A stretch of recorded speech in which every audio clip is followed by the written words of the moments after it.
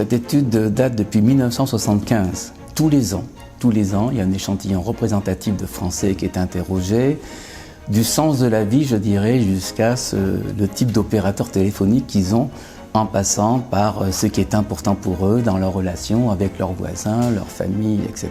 Donc on a à peu près plus d'1 heure de questions qui triangulent tous les aspects de l'expérience humaine. En fait, nous avons des courbes qui nous permettent de savoir comment la France a réagi au choc pétrolier, par exemple, cette époque-là, mais aussi aux grandes récessions des années 90 ou aux difficultés sociopolitiques que nous vivons actuellement. C'est ce grand recul qui nous permet d'anticiper. C'est le fait que nous ayons ces grandes courbes avec des choses qui évoluent, quelle que soit la situation politique et économique, les rapports hommes-femmes, etc. Il y a toute une série de phénomènes qui font évoluer la ville, indépendamment de ce qui se passe, je dirais, à l'Assemblée nationale.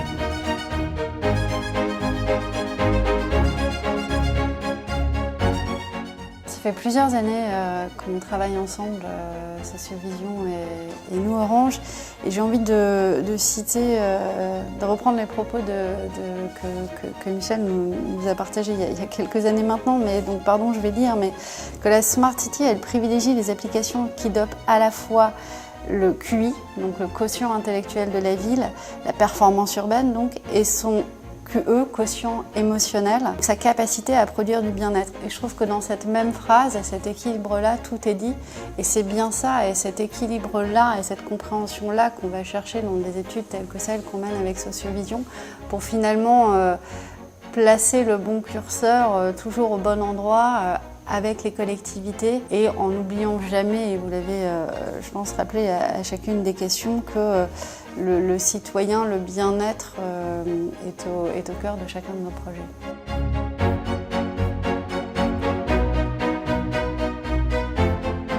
Ce qu'il faut retenir, et l'actualité, je dirais malheureusement, nous montre les difficultés pour les Français de trouver une vision d'avenir partagée.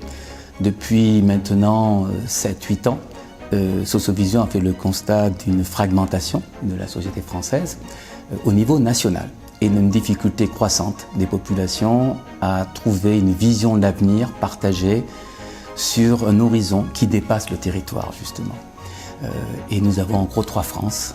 Nous avons une France qui a tendance à se replier, qui a peur de l'avenir, des fois à juste titre d'ailleurs. Une France qui décroche économiquement et qui correspond à la partie basse des classes moyennes en difficulté ou des populations jeunes en difficulté d'insertion. Et puis une France qui, elle, s'est adaptée et qui a eu aussi plus d'atouts pour le faire. Ces 3 France aujourd'hui se séparent et se séparent depuis plusieurs années. On en est certain depuis 2019 où nous avons publié, nous, Sociovision, nous avons titré notre observatoire l'archipélisation de la France et simultanément, le groupe dont nous faisons partie aujourd'hui, le groupe IFOP, a sorti un livre qui s'appelle L'archipel français. C'est notre constat depuis plusieurs années et c'est la difficulté sociologique que nous vivons. Mais, et c'est là la bonne nouvelle, ce que les Français ne parviennent pas à résoudre comme problème au niveau de l'échelle de la nation, voire des régions qui sont très grandes maintenant, c'est au niveau du territoire qu'ils trouvent les solutions. Et la volonté de faire des compromis au niveau de la mairie, au niveau du territoire.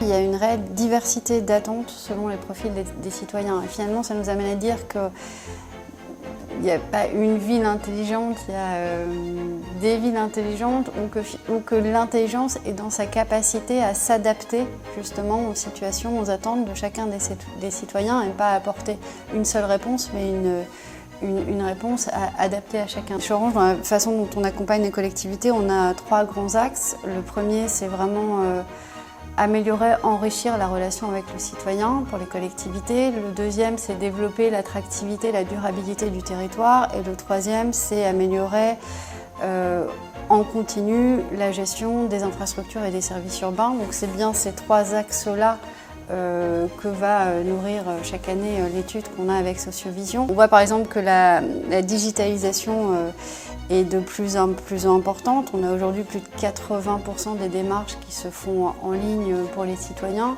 Et pour autant, les citoyens nous demandent toujours plus de simplicité et de développement de l'interaction avec un mix à la fois digital et humain. Et puis cette recherche de sobriété, de tranquillité, d'harmonie quelque part à l'échelle du territoire qui se ressent énormément dans l'ensemble des questions qui sont posées et des réponses qui sont apportées par les citoyens.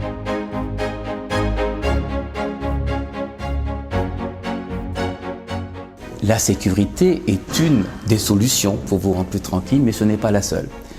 La coulée verte en fait partie aussi, c'est la promenade lente, c'est le lent. Il y a toute une série de solutions qui rendent la ville tranquille, la ralentissant par endroits par exemple, accélérer là où justement ce n'est pas très agréable de rester, et puis aussi apporter de la proximité. Nous avons perçu qu'il y a une grande corrélation entre ce sentiment de tranquillité et le fait que des choses paraissent mentalement, cognitivement ou réellement proches grâce au numérique entre autres. On a un peu déconstruit ces besoins de sécurité qui tout de suite convoquent des dualités ou des conflits. Et en revenant aux besoins réels sous-jacents, c'est-à-dire la paisibilité, un monde apaisé, on s'aperçoit que ce n'est pas uniquement par les solutions de sécurité classiques que l'on peut répondre, mais par toute une palette de solutions urbaines.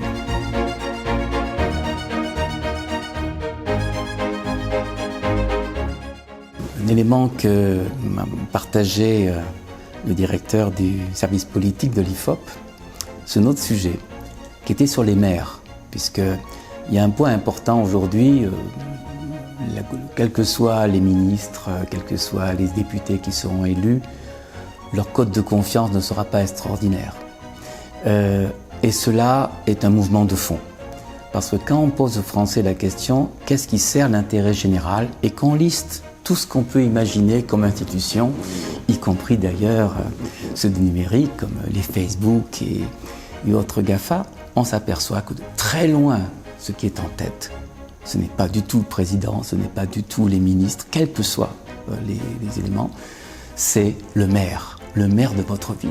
C'est sur lui que l'on compte pour assurer, je dirais, une vision positive de l'avenir. C'est celui sur lequel on compte pour vous donner ou vous rendre acceptable la transition écologique. C'est sur le maire que pèsent quasiment toutes les grandes interrogations que les gens ont aujourd'hui. C'est pour ça que plus que jamais, il faut que toute la société civile, y compris les grands acteurs du numérique comme Orange, soient à leur secours pour qu'ils restent en poste, pour qu'ils prennent les choses à bras-le-corps, parce que là, seuls les maires sont capables aujourd'hui de réconcilier les Français quand nous regardons nos datas.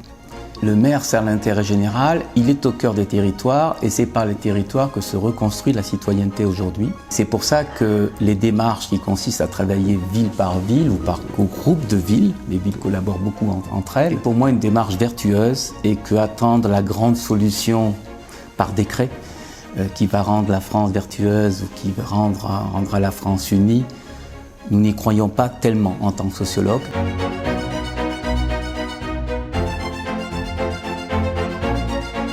Chez Orange, on a à cœur depuis de nombreuses années maintenant de développer cet ancrage territorial. C'est-à-dire qu'on a aujourd'hui beaucoup d'experts, plus de 10 000 experts sur le digital, la data, l'Internet des objets, la cyberdéfense. Autant d'éléments certes techniques mais essentiels dans les projets de transformation des territoires. Et ils sont aujourd'hui finalement dispatchés sur l'ensemble des territoires au plus près des élus, au plus près des équipes, pour assurer justement cette conduite du changement, cet accompagnement, cette co-construction des projets qui ne peuvent pas être pensés en centrale et uniquement déployés en local. Si vous parliez d'écosystème, cette proximité-là est essentielle aussi, c'est-à-dire qu'on ne sera jamais sur une réponse tout Orange, mais bien sur une réflexion globale avec des partenaires de la mobilité, des partenaires de l'énergie, des partenaires de l'environnement qui vont vraiment nous permettre ensemble, et encore une fois en co-construction avec les collectivités, à proposer des solutions qui mixent bien compréhension des attentes des citoyens, enjeux de la collectivité, priorité de la collectivité, compréhension des métiers et ce que le numérique peut mettre en musique et apporter par rapport à cet ensemble-là.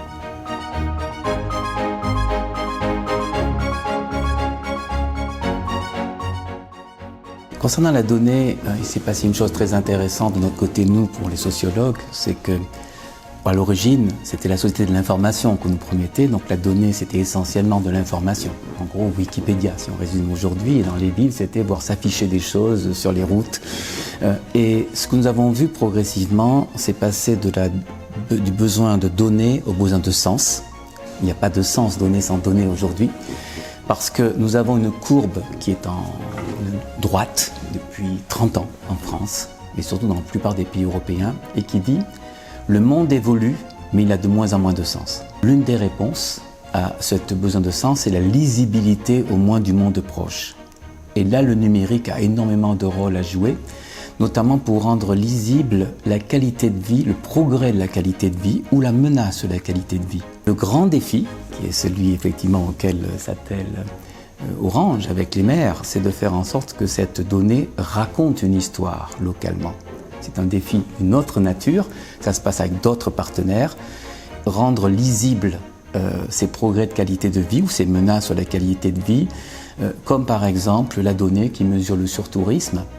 Là, on a un soutien des populations pour aider à la fois à accueillir beaucoup de touristes, mais à éviter que le surtourisme dégrade et aboutisse à des réactions hostiles à terme. Et là, la mesure, les progrès de la donnée sont extrêmement importants dans les toutes petites villes, justement, qui pensaient ne pas avoir besoin de numérique, mais qui sont au cœur de lieux touristiques.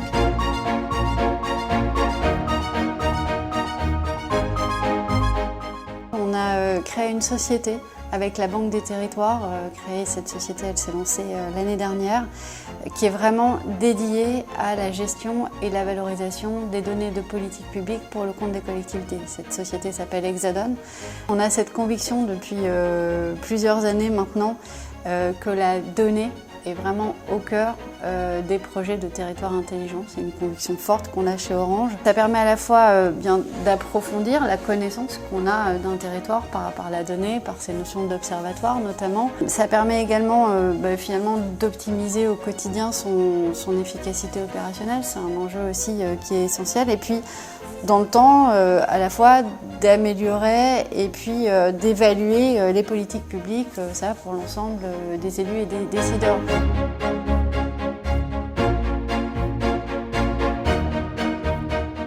Avant de déployer des capteurs, de l'Internet des objets, avant de déployer de nouvelles applications, ce qu'on conseille d'abord et avant tout aux collectivités, c'est finalement recenser l'ensemble des données que vous avez déjà à disposition, des jeux de données que vous avez ou pas encore exploités, que ce soit des données qui proviennent des systèmes d'information des collectivités locales, que ce soit des données qui proviennent des délégataires, que ce soit des données qui proviennent des partenaires des collectivités ou tout simplement qui peuvent être moissonnées sur le web.